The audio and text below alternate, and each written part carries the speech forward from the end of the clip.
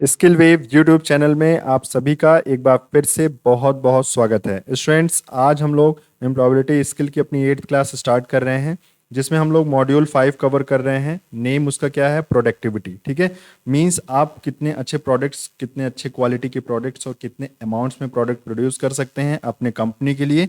ठीक है, इससे रिलेटेड हम लोग आज इस वीडियो लेक्चर में चर्चा करेंगे। ठीक है, मल्टीपल चॉइस क्वेश्चंस के बेसिस पे हम लोग एक्सप्लेन भी करेंगे, उसको समझेंगे भी। ठीक है, और अपना इसका आंसर भी निकालेंगे। ठीक है, जैसा कि आप लोगों को पता है कि आप लोगों की ऑनलाइन परीक्षा सीबीटी एग्जाम के लिए 200 महत्वपूर्ण एमसीक्यू सीरीज हम लोग ये कर रहे हैं, जिसमें आज हम लोगों की 8th क्लास है। और स्टूडेंट्स, इस 8th क्लास में हम लोग फिर से लगभग 15 से 20 क्वेश्चन हम लोग ले रहे हैं, जिसमें इंपॉर्टेंट एमसीक्यूज जो कि आपके एग्जाम में लगातार पूछे गए हैं, वो सारे क्वेश्चंस ये सब हैं। ठीक है, और आने वाले आपके एग्जाम में भी इस तरीके के क्वेश्चंस फिर से पूछे जाने के चांसेस हैं। इस वजह से आप इसको एग्जाम के पहले जरूर प्रिपेयर करके जाइएगा। ठीक है, ये मेरी रिक्वेस्ट है आपसे। और एक रिक्वेस्ट और है स्टूडेंट्स आपसे, कि अगर आप इस चैनल पे नए हैं और अभी तक आपने इसको सब्सक्राइब नहीं किया है स्टूडेंट्स, तो इसको सब्सक्राइब कर लीजिए और बेल आइकन को प्रेस कर लीजिए। ठीक है, और अगर आपको ये वीडियो अच्छी लगती है तो इसको लाइक भी कर दिया करिए। ठीक है, जिससे मैं भी थोड़ा बूस्ट हो जाऊं आप लोगों के पढ़ाई को देखकर। ठीक है, तो लाइक करिए और सब्सक्राइब कर लीजिए और बेल आइकन को प्रेस कर लीजिए, जिससे आपको नोटिफिकेशन तुरंत मिल जाए जैसे ही मैं ये वीडियो अपलोड करता हूँ। ठीक है, तो चलिए स्टार्ट करते हैं आज का अपना ये क्वेश्चन सीरीज। ठीक है, जिसमें फर्स्ट क्वेश्चन है आपके लिए स्टूडेंट्स। देखिए, फर्स्ट क्वेश्चन है जिसमें कहा गया है during during using ATM machine. मतलब एटीएम, जब आप एटीएम यूज करते हो, मतलब एटीएम कार्ड जब आप यूज करते हो, तो आपसे क्या पूछता है? पासवर्ड पूछता है ना। ऑथेंटिकेशन ये पूछता है कि आप ही का एटीएम कार्ड है या दूसरे का। Authentication is provided by customer. Customer के द्वारा ऑथेंटिकेशन मींस ये प्रूफ देना होता है कि वो उसी का एटीएम कार्ड है। और ये प्रूफ वो कैसे देता है? जब वो पिन बताता है। ठीक है, एटीएम का क्या बताता है? पिन बताता है। ठीक है, तो एटीएम कार्ड का, जो आपके अकाउंट से लिंक्ड एटीएम कार्ड है, उसका जो पिन कोड है वो आप जब बताते हो, ठीक है, तब जाके ये प्रूफ हो पाता है एटीएम मशीन को कि हाँ, ये एटीएम कार्ड आप ही का है जिसका ये अकाउंट है। ठीक है, चलो, तो ये pin is the correct answer for this question. ठीक है, कहने का मतलब ये है कि अगर आप जब एटीएम मशीन पे जाते हो तो जब आप पासवर्ड डालते हो तभी तो पता चलता है कि हाँ, ये एटीएम आप ही का है। अदरवाइज कोई दूसरा आपका एटीएम कार्ड यूज कर लेगा, कैसे पता चलेगा कि आप ही ने पैसे निकाले या उसने निकाले? ठीक है, चलो, तो ये चीजें हैं। ठीक है, तो सिक्योर ट्रांजैक्शन के लिए आपसे पिन पिन मांगता है। ठीक है, जो कि 4 डिजिट का होता है, जैसा कि आप जानते हो एटीएम कार्ड्स यूज करते होगे तो इस तरीके से आपका वो उसका आंसर निकलेगा। ठीक है, चलो, दूसरा है एटीएम का एक्सपेंशन पूछा जा रहा है। एटीएम मशीन जो होती है, इसका एक्सपेंशन कई बार एग्जाम में ये स्टूडेंट्स आता है। और इसका एक्सपेंशन क्या होता है आप लोग समझ लीजिए। इसको कहते हैं हम लोग ऑटोमेटेड टेलर मशीन। तो B is the correct answer, automated teller machine. ठीक है, ऑटोमेटेड टेलर मशीन काफी इंपॉर्टेंट क्वेश्चन है, ये याद रखना आप लोग। ठीक है, क्वेश्चन नंबर थर्ड देखते हैं। लो प्रोडक्टिविटी विल लीड्स। मतलब लो प्रोडक्टिविटी का मतलब ये है कि अगर किसी कंपनी में, किसी भी इंटरप्राइजेस में, किसी भी ऑर्गेनाइजेशन में अगर प्रोडक्टिविटी लो है, कहने का मतलब कम जो है उत्पादन हो रहा है, कम चीजें बन रही हैं, आप ज्यादा इनपुट लगा रहे हो लेकिन आउटपुट कम निकल रहा है, इसका मतलब आपका क्या हो रहा है? लॉस हो रहा है। किस चीज का लॉस हो रहा है? क्या चीज डिक्रीज हो रही है? आपका जीडीपी डिक्रीज हो रहा है। ठीक है, तो decrease in GDP, gross domestic product. Gross domestic product याद रखना, इसका फुल फॉर्म भी आता है आपके एग्जाम में। Gross domestic product per capita, मतलब जितना आप लगा रहे हो उसमें आपका जीडीपी डिक्रीज हो रहा है। ठीक है, उसमें आपका जीडीपी डिक्रीज हो रहा है। वैसे इसको हम लोग एक चीज और बोलते हैं, टीएफपी। ठीक है, टीएफपी मतलब होता है टोटल फैक्टर प्रोडक्टिविटी। हालांकि ये आपके काम का नहीं, ये इकोनॉमिक्स का पार्ट है। जो आपके काम का है, जो प्रोडक्टिविटी चैप्टर में आपको पढ़ाया जाता है एम्प्लॉयबिलिटी स्किल में, वो केवल इतना ही है स्टूडेंट्स, कि अगर लो प्रोडक्टिविटी होगी, ठीक है, अगर प्रोडक्टिविटी कम होगी, कहने का मतलब ये है कि जैसे जो कोई कंपनी है, कोई सामान बनाती है, अगर वो सामान लागत तो उतनी ही लग रही है लेकिन सामान कम बन पा रहे हैं, उतने नंबर ऑफ अमाउंट्स में गुड्स नहीं बन रहे हैं, तो लो प्रोडक्टिविटी हो रही है। और इसकी वजह से होता क्या है? आप इनपुट जो है वो तो ज़्यादा लगाओगे लेकिन आपको आउटपुट क्या होगा? वो कम मिलेगा। इसका मतलब बीच में क्या हो रहा है?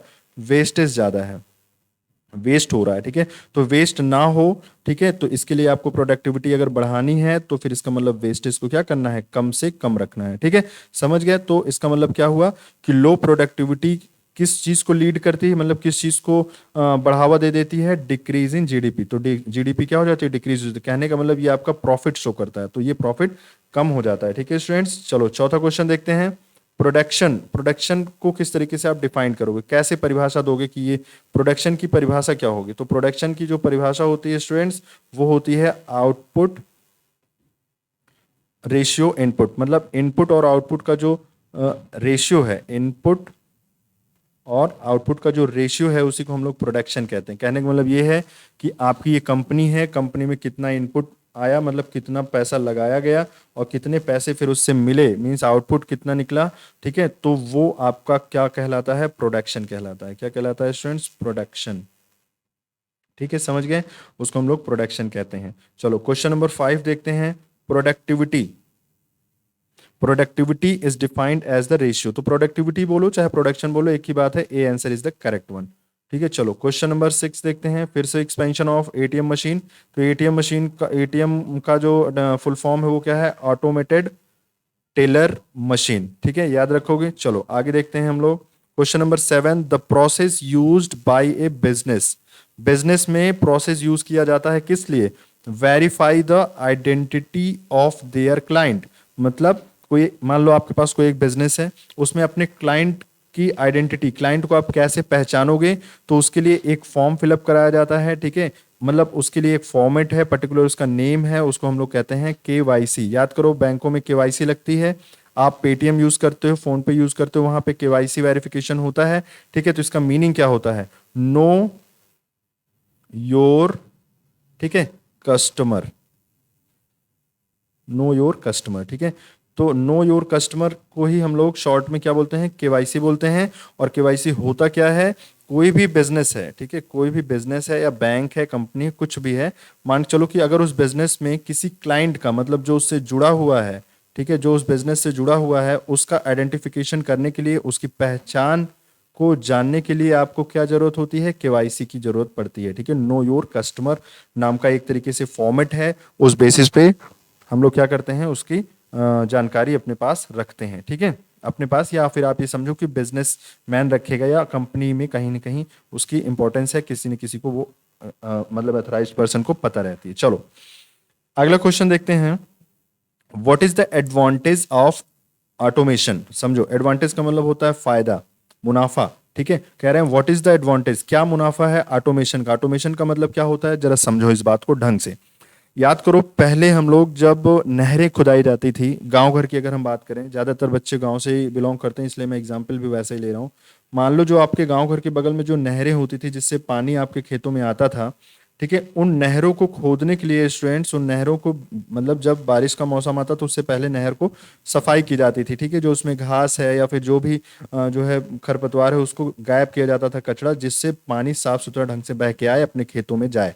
ठीक है, तो अब क्या करते हैं हम लोग, अब क्या आपको लगता है कि वहां पे लेबर लगते हैं, तो बिल्कुल नहीं लगते, जबकि गवर्नमेंट की तरफ से मनरेगा का वर्क होता है। ठीक है, वो उसके लिए, लेकिन अब मनरेगा वर्क को और चीज़ों में बट गया है, जैसे गांव में कई सारे काम होते हैं तो उसमें हो गया यूज़।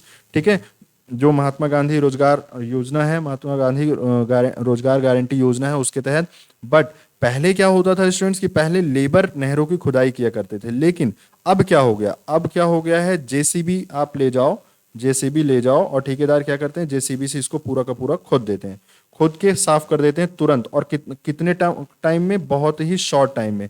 जहाँ पे लेबर इसको 10 दिन लगाता था स्टूडेंट्स, वहाँ ये 1 या 2 दिन में सब साफ करके रख देता है।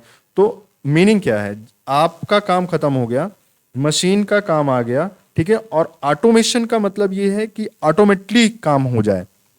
कहने का मतलब ये है, अब बहुत सारी मशीनें ऐसी आ गई, जैसे जैसे अगर आपकी ट्रेड इलेक्ट्रीशियन है, तो मैं आपको बता दूं कि जो एक चिप होती है, चिप में मेमोरी लगी होती है, और मेमोरी के बेसिस पे, ठीक है, मेमोरी की आपने सुना होगा अगर आप इलेक्ट्रिकल स्टूडेंट हैं तो आपने सुना होगा पीएलसी का नाम। ठीक है, प्रोग्रामेबल लॉजिक कंट्रोलर। ठीक है, प्रोग्रामेबल लॉजिक कंट्रोलर, तो ये एक तरीके का क्या है, ऑटोमेटिक मशीनरीज हैं जो इलेक्ट्रिकल ऑन ऑफ, ठीक है, स्विचेस या फिर जिस तरीके के भी आप काम चाहते हो, ठीक है, एक प्रॉपर टाइम के बेसिस पे ये अपने आप ऑटोमेटिकली ऑन ऑफ या जो भी इसका ऑपरेशन कराना होता है वो हम लोग आसानी से करा लेते हैं। मतलब जो आदमी मैनुअली उस चीज को करता था वो आज ऑटोमेटिक अपने आप हो जाता है प्रोग्राम सेट करने की वजह से। ठीक है, तो इनका कहना है कि what is the advantage of automation, automation का क्या एडवांटेज है, तो वो चीजें आपको समझना है यहाँ पे स्टूडेंट्स। ऑटोमेशन की वजह से रिड्यूस ऑपरेशन टाइम, यही मैंने बताया, देखो आपको यहाँ पे भाई रिड्यूस हो जाता है ऑपरेशन टाइम। चलो थोड़ा सा पेन चेंज करते हैं अभी। हाँ, तो ऑटोमेशन की वजह से क्या होता है स्टूडेंट्स, अगर जो मशीनरीज है अगर ऑटोमेटिक वहां लगा दोगे तो वहां पे क्या होगा, रिड्यूस हो जाएगा टाइम। मैंने यही बोला ना, जहां 10 दिन लगता था लेबर को, वहां आज 2 दिन में मशीनरीज जो है ऑटोमेटिकली उसको साफ सफाई कर देती हैं। तो इसका मतलब क्या हो रहा है, रिड्यूस हो जा रहा है स्टूडेंट्स टाइम, जो है वर्क का रिड्यूस हो जा रहा है। ठीक है, तो हमारा आंसर कौन सा है, रिड्यूस्ड ऑपरेशन टाइम, मतलब कम समय में काम हो जाता है, मैनुअली नहीं करना पड़ता, आदमी खुद नहीं करता, आदमी खुद करेगा तो थोड़ा तो टाइम लगेगा। चलो question number 9, question number 9, what is the unemployment rate, मतलब ये कह रहे हैं बेरोजगारी का क्या रेट होगा, कितना परसेंट बेरोजगारी होगी अगर if there are 125 million peoples in the labour force, मतलब लेबर लिबराना करते हैं, 100 मिलियन पीपल्स एम्प्लॉयड हैं, ठीक है, लेकिन 25 मिलियन आर नॉट, 25 मिलियन मतलब आप समझो कि 125 मिलियन टोटल पीपल हैं, ठीक है, टोटल लेबर फोर्स है, मतलब एम्प्लॉयज हैं टोटल, जिसमें से 25 मिलियन, ठीक है, 25 मिलियन जो है कुछ नहीं करते हैं, 25 मिलियन कुछ नहीं करते हैं, ये टोटल है एक तरीके से। ठीक है, तो आपको बताना है कि how much percent is unemployability, तो अनएम्प्लॉयमेंट कितने रेट कितने परसेंट है, तो आप बोलोगे कि 25 मतलब unemployment divided by total 125 multiplied by 100, तो क्या करोगे, ये हो जाएगा आपका 5 टाइम्स जाएगा और ये हो जाएगा 2, तो हो जाएगा 20%।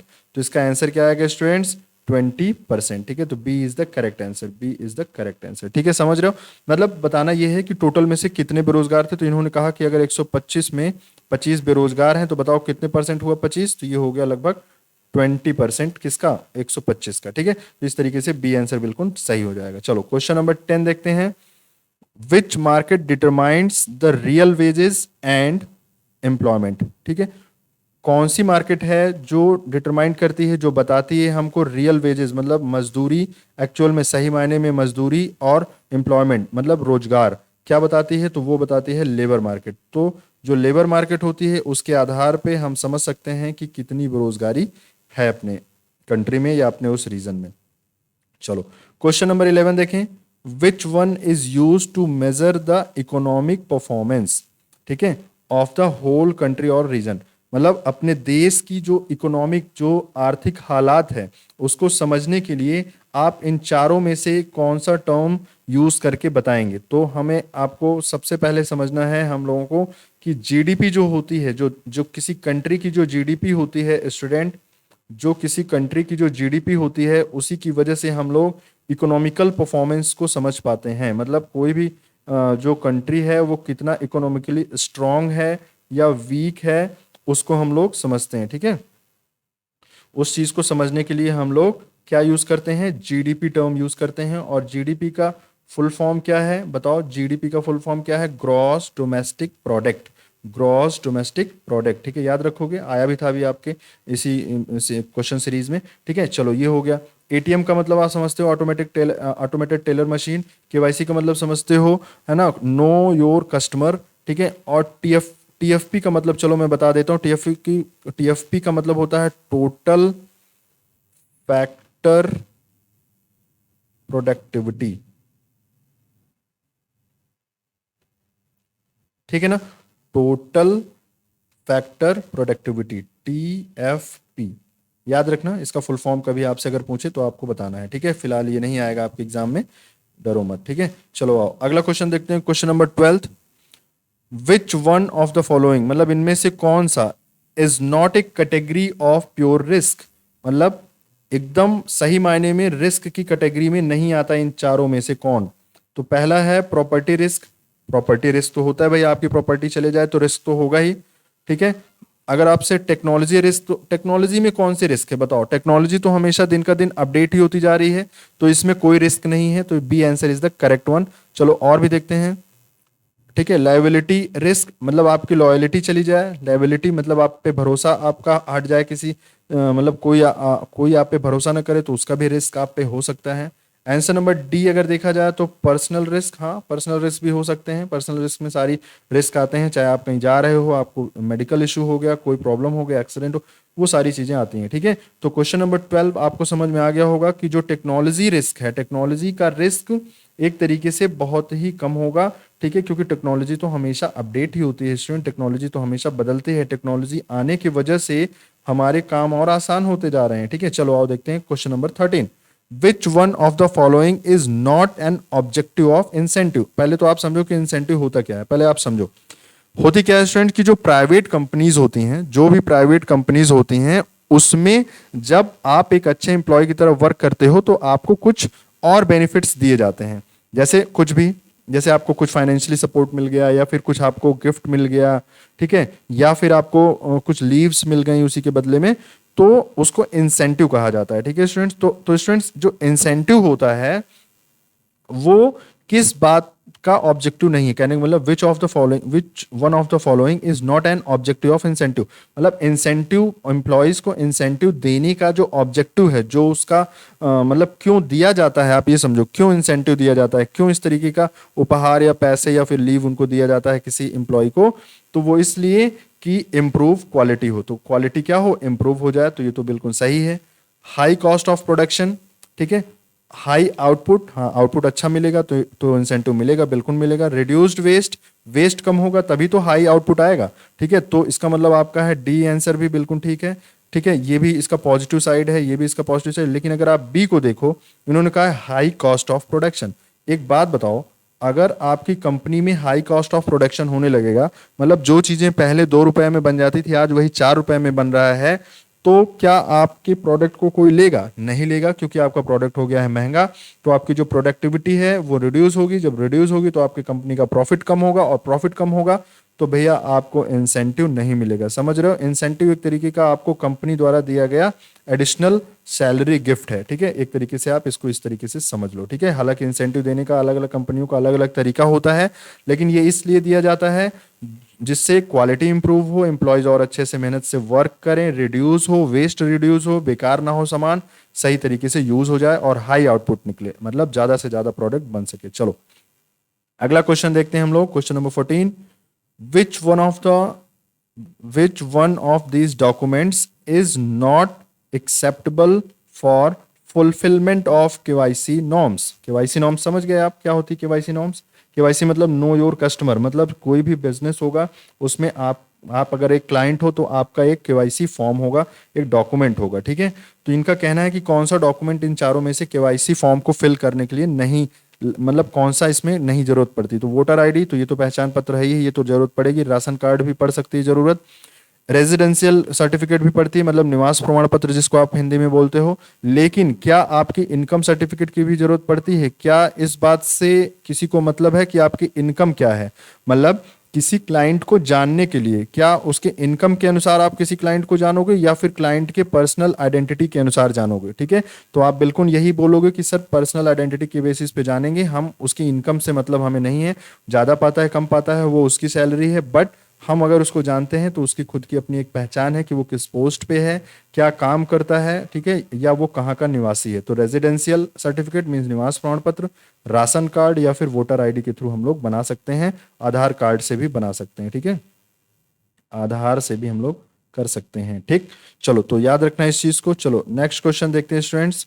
नेक्स्ट क्वेश्चन है आपके लिए क्वेश्चन नंबर 15। क्वेश्चन नंबर 15 बोला गया है which stage is a period of rapid revenue growth. Rapid revenue growth का क्या मतलब है, पहले आप वो समझो।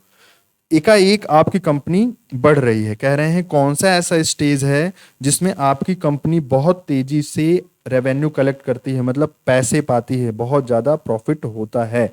तो वो तब होता है स्टूडेंट्स जब ग्रोथ स्टेज हो। ठीक है, जब ग्रोथ कर रही हो आपकी कंपनी। ठीक है, याद रखना, बाकी चीजों को मत समझो, नहीं तो इसको भी कंफ्यूज हो जाओगे। बाकी हालांकि मैं बताने के लिए बता सकता हूँ, लेकिन उसको छोड़ो। ठीक है, तो ये था आज आपका लास्ट क्वेश्चन। तो आपको समझना क्या है कि जब भी आपकी company rapid growth, revenue growth कर रही होगी, तो इसका मतलब वो कौन सा स्टेज है, वो है ग्रोथ स्टेज। ठीक है, ग्रोथ स्टेज। ठीक, चलो, तो स्टूडेंट्स आज के लिए इतना ही। ठीक है, आप 15 क्वेश्चन ही थे प्रोडक्टिविटी चैप्टर के। ठीक है, यही आपको बस केवल याद कर लेना है, बाकी छोड़ दो, कोई दिक्कत नहीं है। जो भी आपने पहले से पढ़ा है वेरी गुड, नहीं पढ़ा है तो एटलीस्ट इतना जरूर पढ़ के जाओ स्टूडेंट्स। ये आपके एग्जाम में कई बार ये सारे क्वेश्चंस आते रहते हैं। ठीक है, इस बार भी आने की पूरी संभावना है, इसी वजह से ये सारे क्वेश्चंस आपको मैं हिंदी में ट्रांसलेट करते हुए सारा वेल एक्सप्लेनेशन के साथ बता रहा हूँ। मुझे नहीं लगता कि मैंने इसमें कोई आपके लिए कसर छोड़ी है, लेकिन फिर भी स्टूडेंट अगर आपको लगता है तो आपके लिए कमेंट सेक्शन बिल्कुल खाली है, आप बिल्कुल रिप्लाई करिए और बताइए मुझे कि आपको ये क्लास कैसी लगी। अगर अच्छी लगी है तो स्टूडेंट्स एक बार तो लाइक तो बनता है, तो एक बार आप लाइक कर दीजिए। ठीक है, और चैनल को सब्सक्राइब कर लीजिए और बेल आइकन दबा लीजिए, जिससे आपको अगली वीडियो जो आएगी वो तुरंत आपको पता चल जाए कि कब ये आपके लिए पढ़ाई के सब्जेक्ट से रिलेटेड मैं वीडियोस लेके आता हूँ। ठीक है, तब तक के लिए अपना ख्याल रखिए। ठीक है, और अपना सेहत पानी दुरुस्त करते हुए पढ़ाई लिखाई करते रहिए, मस्त रहिए। ठीक है, एग्जाम की तैयारी करिए, एग्जाम बहुत नज़दीक है। मिलते हैं नेक्स्ट क्लास में। Okay, thank you.